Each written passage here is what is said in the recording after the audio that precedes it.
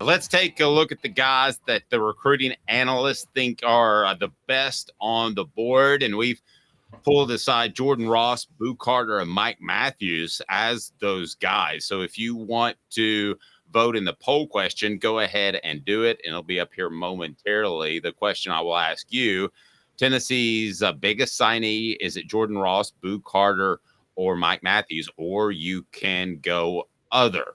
So let me start with you, Caleb Giroux. And our recruiting coverage today is brought to you by Campbell, Cunningham, Taylor, and Haun. Life is better when you see better. CCTeyes.com. I had LASIK done. Look, no glasses, no contacts. Let's start with Jordan Ross. What can you tell me about that 5-star prospect that has signed with the Vols?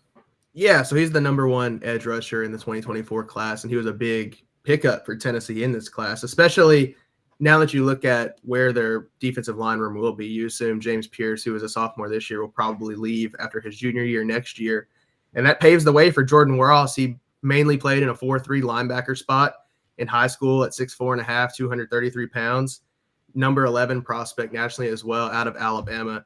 So for me, Jordan Ross is your biggest defensive pickup. And we see the trend with the class as a whole that they're padding the trenches. And Jordan Ross is the highest ranked guy in this class. And I'm not sure how it'll pan out, but I assume more than likely he'll have a year to gain weight, kind of get used to playing college football, and then he'll be an edge rusher here probably next season. Sounds like a Garner sort of pickup. I'm sure he was very involved, Calhoun, as who wouldn't want to play for one of the top prospects or top position coaches, I should say, in the nation. And I think Garner is clearly that. Rodney Garner, Tennessee's defensive line coach.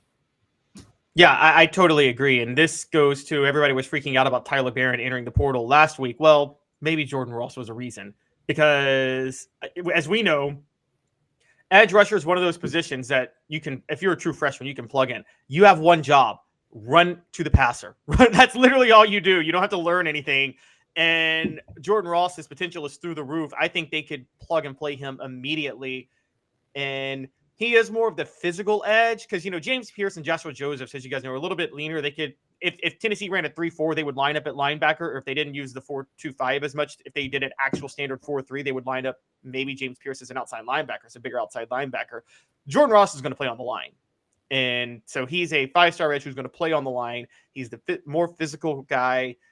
I think this is a big pickup, and you could see him starting next year.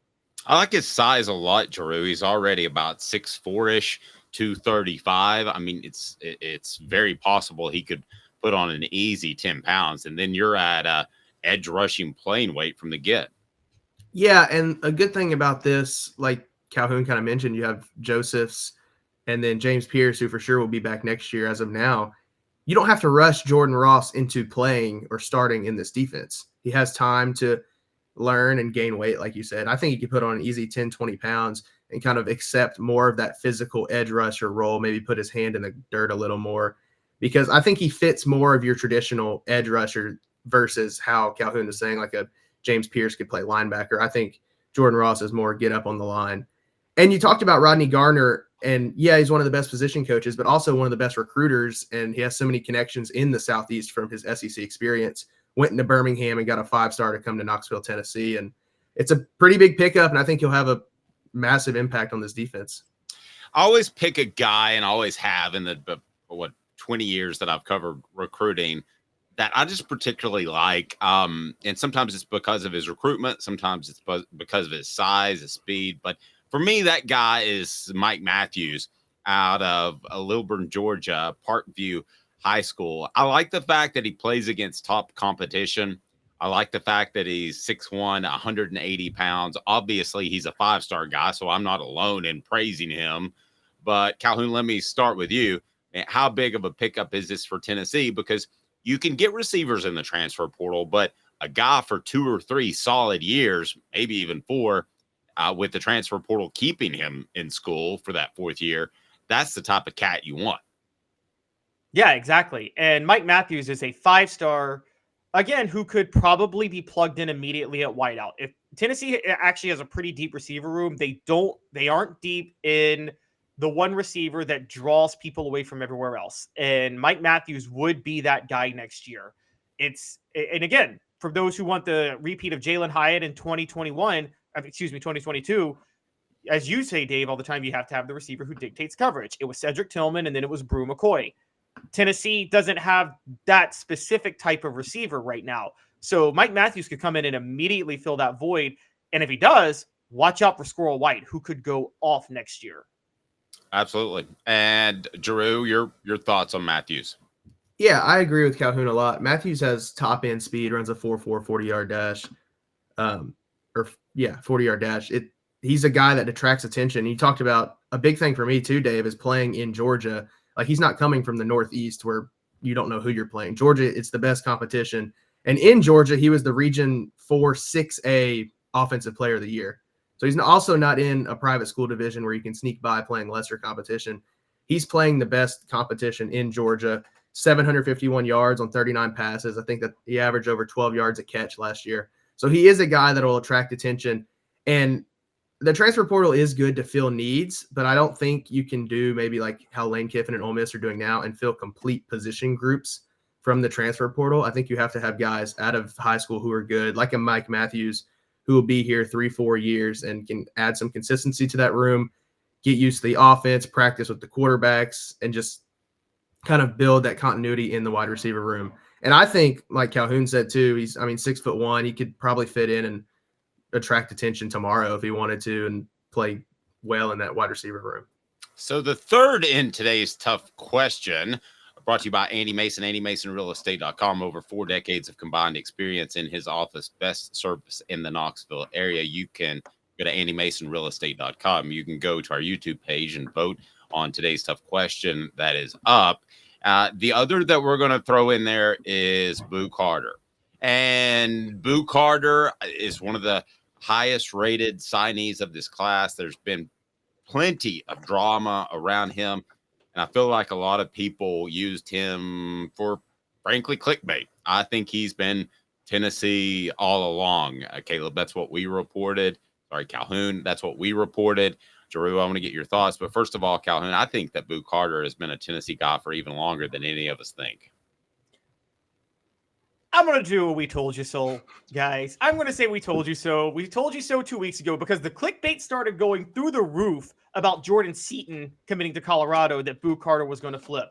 And there were a bunch of people who had less than pure motives who decided they could get clickbait on YouTube and online talking about how Buu Carter was going to flip to Colorado.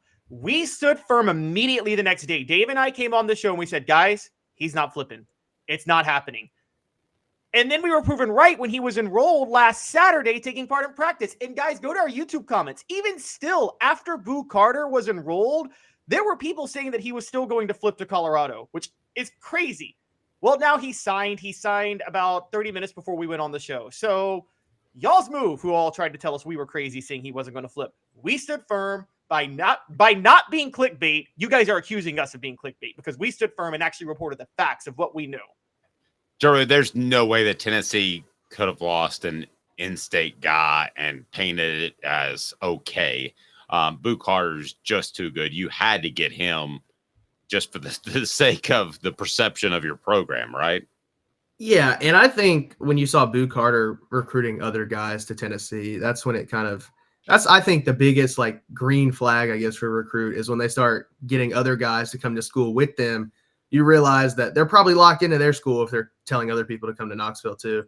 For me, out of the 3 we've listed, I would say Buu Carter is probably the biggest pickup, not for his play on the field, but just because you get a guy who was in state and you kept him in state. And I feel like in years past with the coaching turnover and the NCAA investigation and everything that's been around this program, it hasn't been often that you keep the top prospect in your state as really easily as they did with Buu Carter. He committed to Tennessee. And despite news headlines and everything, he stayed locked into Tennessee, never decommitted, visited Colorado once. But as we know, that could have been to recruit Jordan Seaton to Tennessee. So I think for me, Buu Carter was locked into Tennessee all the way. He'll fit in. He probably is going to play secondary for this team. He also could play wide receiver, maybe even play both ways. I think they're going to test him out probably at punt returner with D. Williams going out as well. So I think he'll have a pretty big impact for this football team. So far, Buu Carter, 57% of the vote. Who are you most excited about on National Signing Day? Mike Matthews and Jordan Ross sitting at about 17%. and then other about 9%. That has a lot to do with people being so annoyed with Colorado fans the last 2 weeks. They just feel good to shut them up. Boy, they have been yappy. I never thought that.